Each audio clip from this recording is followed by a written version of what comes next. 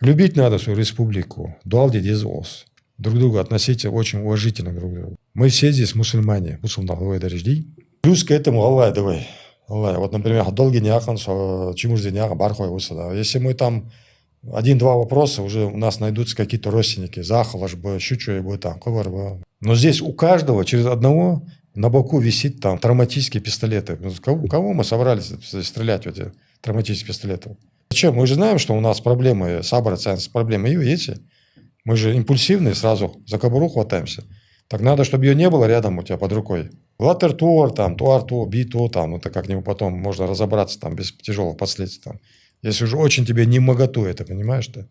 Но ты должен знать, в первую очередь, что перед тобой родственник, мусульманин, на дороге, в очереди ты в магазине стоишь. Хагаргал сагуер. Хазаху хамеконер сагвиянс. Надо себя вести вот так, как будто это все мариж маста аби, там, они у тебя там кусок хлеба хотят отнять там или подвинуть тебя. Мы должны относиться к себе там, как нам ислам говорит, как он нам, какие он ставит перед нами задачи.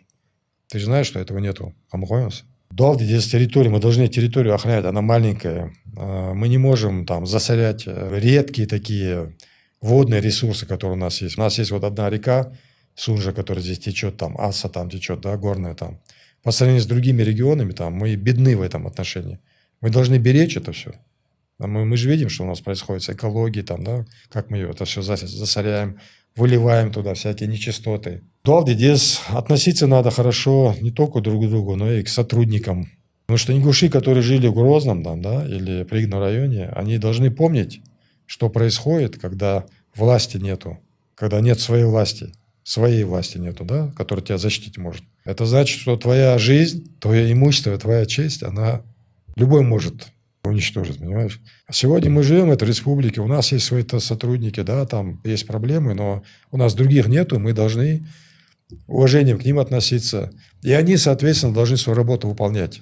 Они на это поставлены, чтобы здесь порядок был. То есть.